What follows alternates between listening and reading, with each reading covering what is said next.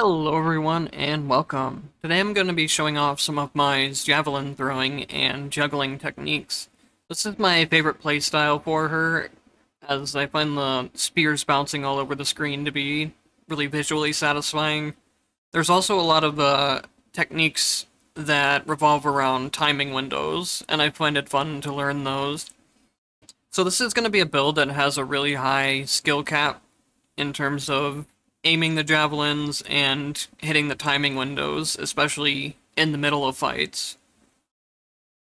But it can still be played at a basic level pretty easily too. This is also a build you can run as a full build on its own and just lean completely into the spear or the javelin throwing, but I would more highly recommend combining it with Thousand Spears or one of her other builds that gives you different attacks. Because you're going to run out of MP a lot, especially when you're first learning the build and you're not knowing how to do the consecutive throws. But we'll go into more detail about those in the potential section. So the entire point of this video is to talk about the Exseal potentials. These are going to be all of the ones that upgrade the spear throwing and add more mechanics to it. The one you really want to look for first is the bouncing upgrade if possible, but you'll need all three of them to really get the most out of Exseal, so if you see any of them, you can pick them up. The first potential, what it does is, when you throw out your spear normally, just by hitting the skill button, you'll be able to hit the button again to make it come back to you. It does a little bit of damage on the way back, not much, but it will give you MP for every enemy it hits. The middle upgrade just makes it where it knocks back further. You can use it for some things, but it's not really useful overall, aside from unlocking the hidden effects that you need. The third upgrade makes it where you can hold down the skill button to aim and bounce spears off of walls. The bounces are really powerful as it just allows you to get more hits off in general. It allows you to hit more enemies on the screen or get more damage onto bosses. And then the spears also gain damage as they do more bounces as well. Where Exseal can get really powerful is with the hidden effects activated. So the first one is that they'll start gaining MP on their way out, as well as on the way back. So you're doubling your MP gain, and you get quite a bit back if you're hitting a lot of enemies. The second one is where things can start to get a lot more difficult to play, but very rewarding to do. The javelins will have a timing window when they come back to you that you can press the button again. And the consecutive throws that you do with this don't cost any additional MP, so you can keep doing them as many times as you're able to hit the timing window. There's a pink ring around the character's hand that will kind of flash, and this is to help show you when that timing window is. It'll take some practice to get used to, but once you start getting used to it, it's really strong. If you're going for a throwing javelin type of playstyle, I also really recommend getting Falling Cherry Blossom Tempest, which is just her SP skill. You'll see on screen right now, and in some of the other clips, that I get SP back extremely quickly, and I'm able to use it multiple times per room, sometimes even. So that's actually all the potentials you need for the javelin throwing build.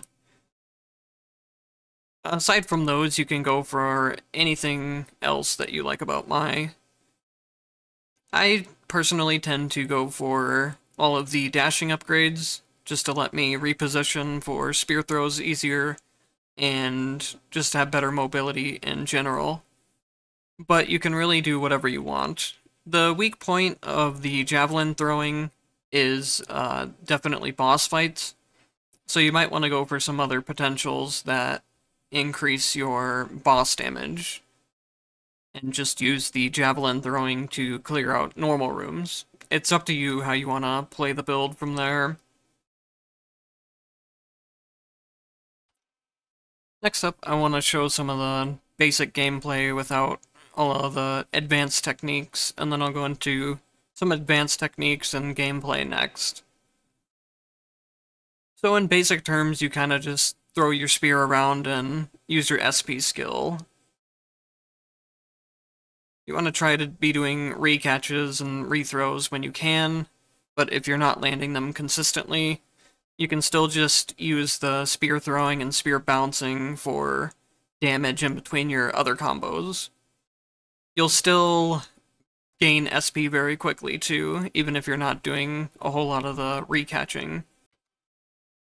The build will work fine without these with just basic gameplay, but if you want to start getting more complicated with your mechanics, there are different mechanics that you can add on to this as well.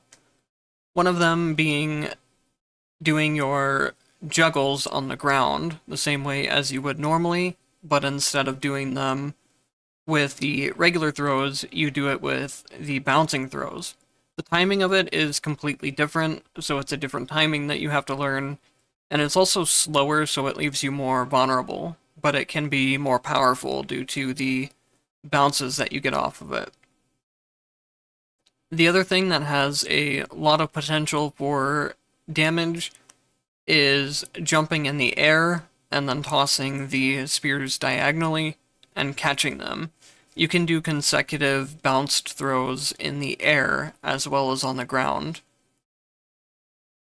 The last thing you can experiment with is alternating between different throw types. So you could do a regular throw, catch it, and then do a bounce throw. You can do any combination of throw mixing.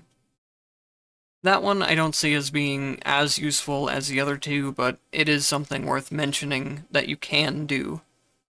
Once you start incorporating some of these advanced mechanics into your gameplay is where you can really start to take the build to a whole different level.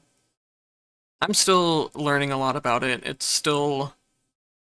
My gameplay example here isn't a perfect example of what it can do. You can still push the build a lot farther than this. It's just going to take a lot of practice and a lot of, like, skill cap. So I think that's one of the coolest parts of the build is that there's always more things you can learn. The build isn't quite as straightforward as just learning a combo itself. There's a ton of mechanics you can explore and add on to it.